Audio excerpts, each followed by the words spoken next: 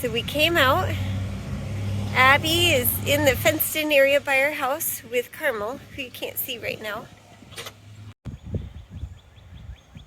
That goat loves that girl. And that girl loves that goat. I thought I'd show you. That had broccoli in it. If you saw it in the previous video, you know that it was absolutely jam-packed. So I was able to separate the seedlings.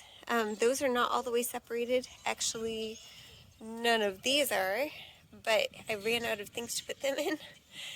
So over here, those are all little broccoli sprouts. And I put them behind the other jugs. So broccoli is a cold weather crop, so it'll do just fine out here in the cooler weather. Now is the perfect time to plant it. So it doesn't need to stay in the jug, that would cook it. But it does need shade, so this way the other jugs can kind of keep them in there and keep them nice and protected. All of these on the outside have little sprouts in them. So eventually we'll be doing more of those. I would like to separate these out more, but preferably I would like to separate them in our garden. This one over here is a summer squash sprout. It was just looking pretty sad, so I opened it up yesterday and I forgot to close it again.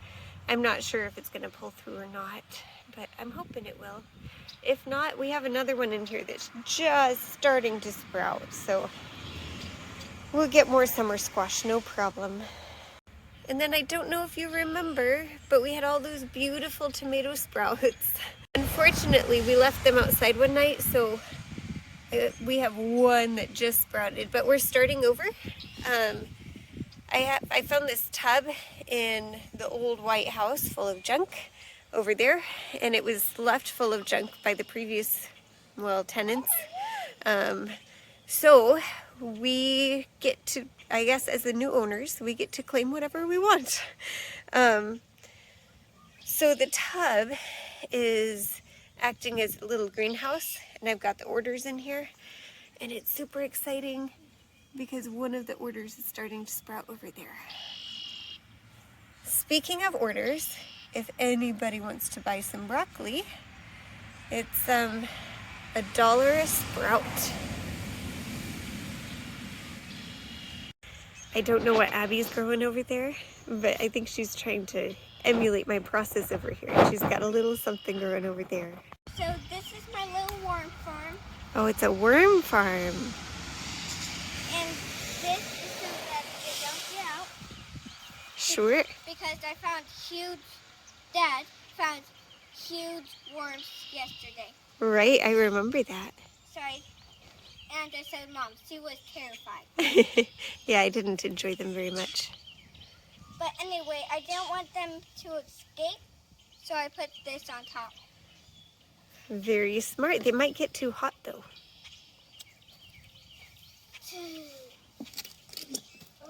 Whoa. And they might drown. Yeah. Aw, did it drown? I think I see it on top there. Is it still alive, Abby? Yeah. And if you want, I'll show you guys the huge worms. You should probably drain off some of that water, though. Yeah, I'll do it in a minute. These are the huge worms. Whoa, that is so huge. Yeah, they would pay a pretty penny. To go fishing with them? Yeah, but I'm not going to sell them. All right, go put them back, please.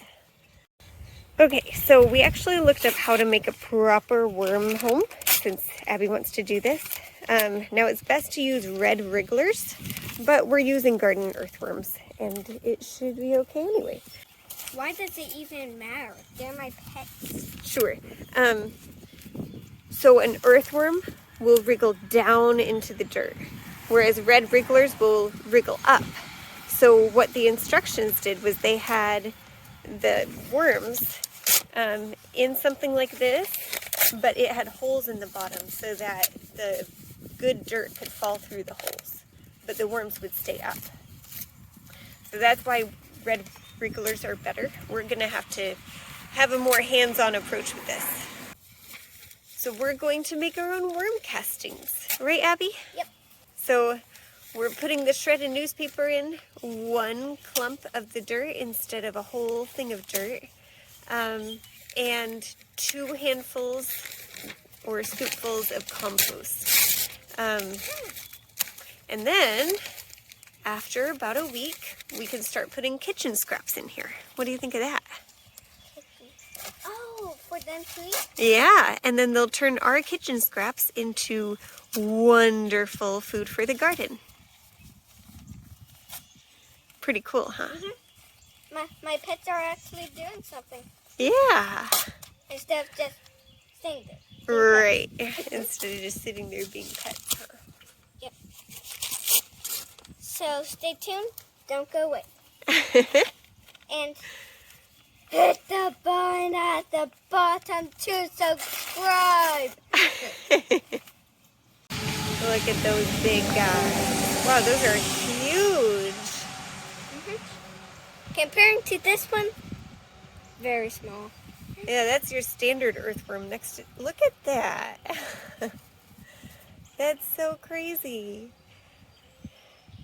All right, Abby, you should get a clump of dirt in here soon because that newspaper is awfully dry and they need to stay moist. Can you get a clump of that dirt? Yeah. Maybe one more. Sure. It's kind of a big thing. More. Nope, that's it. Can you move the worms onto the clump of dirt so that they're not getting dried out?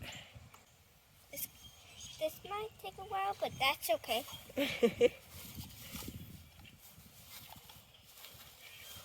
These guys are so small compared to this. Oh, That's okay. Get off of my worm! All right, good job. I think Abby's having a blast digging for worms in her little container. Dirty my hands are. Did you have fun? Yep. Go ahead and go rinse them off, sweet girl. Ah! We have some compost over here, the dirt with the worms over here, and some damp shredded newspaper in here. We poured some water in there for it.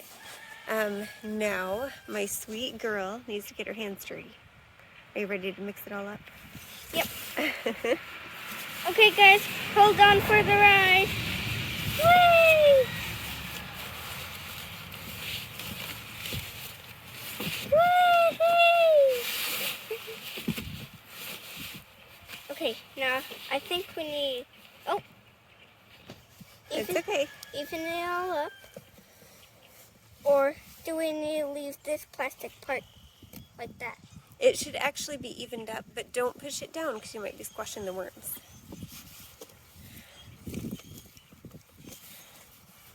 Because you never know where they are. Yeah, they're all mixed in there now, which is perfect. They have a little home. Mm-hmm. All right, now this might be the hardest part for you, okay? Okay. You have to leave them alone for a whole week. You can open it and check on them, but don't put anything in there, okay?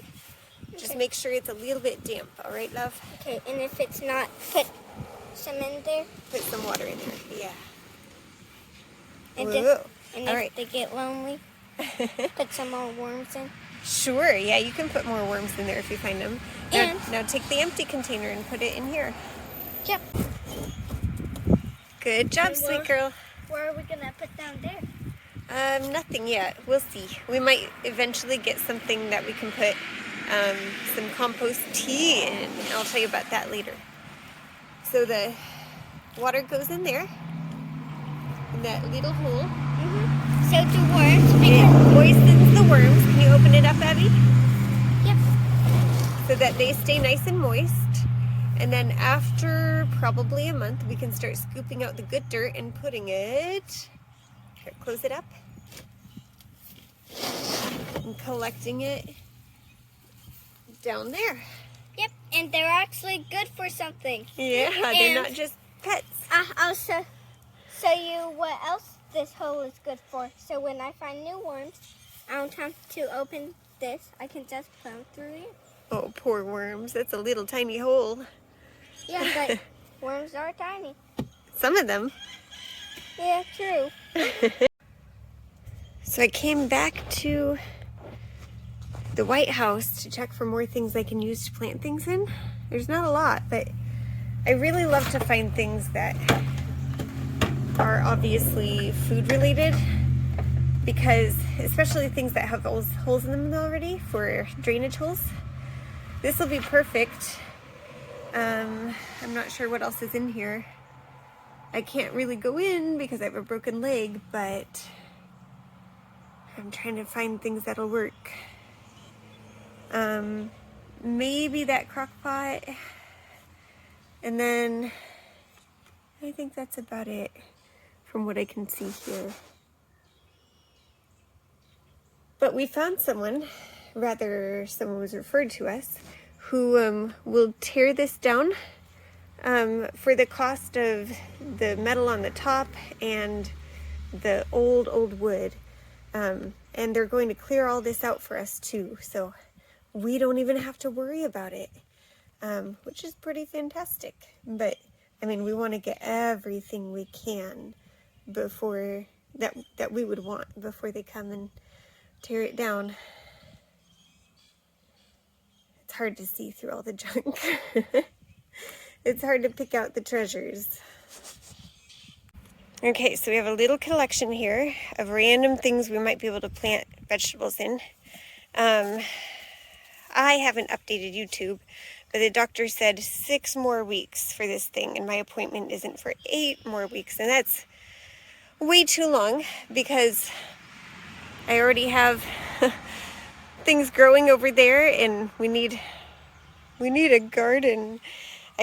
We already bought all the seeds and we're all ready for it, so we're gonna start it in pots and then we'll slowly move it to the garden as we're able. Brandon can do some things when he's home from work, but not a ton. I can't do very much. I can crawl, but it's gonna take a long time to get in the garden and crawl and plant it bit by bit. So container gardening for the first bit. There are all sorts of other potentialities for containers because we don't want to buy 100 containers just to use this year. So we're trying to come up with creative solutions. But there are so many tires here.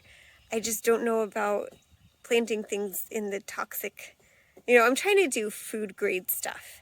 If I weren't, then things like this would be perfect with the drainage holes and the little water retention at the bottom. I just don't know about eating things out of a hubcap that grew out of a hubcap. Look at these peas growing in here. It came off. The label did, but thankfully there's a little pea right there. So that probably needs to be planted a bit deeper, but I'm grateful for it because otherwise I'd be, going through my seeds trying to figure out what in the world this is. He's a happy little fella. Yep. I'm making a little place for him.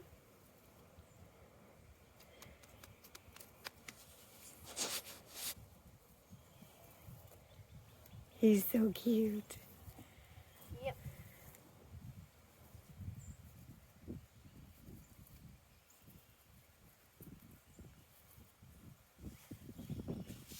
Oh, no. What are you doing?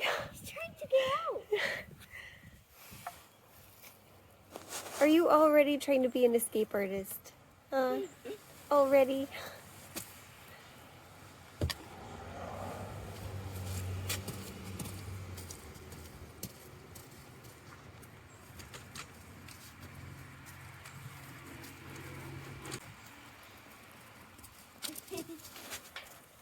Cutie patootie. We have our seed potatoes sitting out in the sun. It's called chitting. It's so that these eyes can start growing more. And then we can either cut them in 2 pieces where there are only 3 eyes each, or we could rub off the extra ones so that there are only 3 left. And what we do will depend on how many bags we have. Because right here we have 19 seed potatoes, but I only have 13 feed bags. So if we can find more than 6, and I know I've seen several laying around on the property, so if we can find more than 6, then we'll cut some up and make as many potatoes as we can.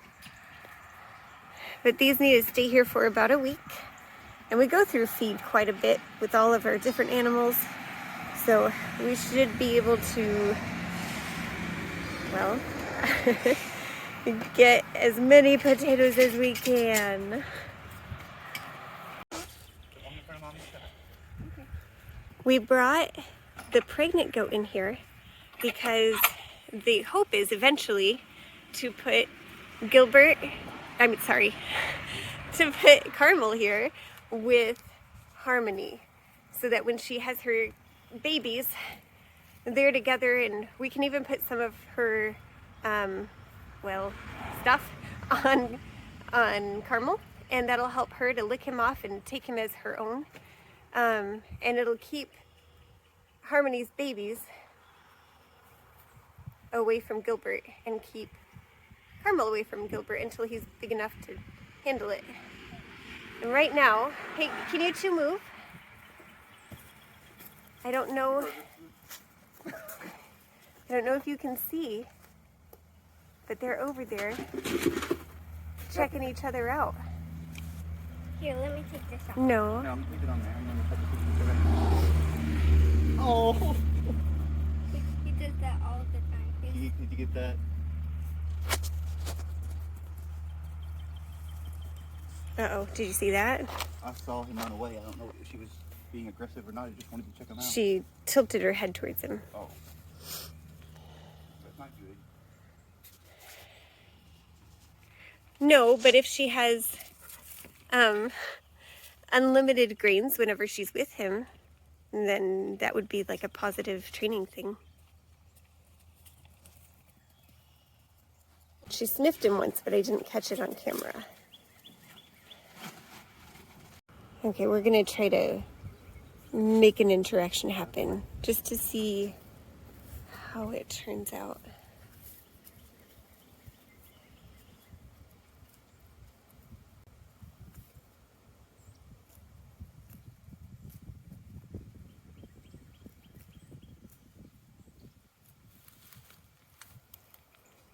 Well, they're not enemies. That's good. Thank you all for watching my old Kentucky homestead. We really enjoy it here, and I hope it shows in our videos, and I hope you get something out of it. If you wouldn't mind also telling us ideas for cheap containers. I've been scrounging around, as you saw, so any help would be appreciated, and we'll see you next time. Thanks for tuning in to my old Kentucky homestead.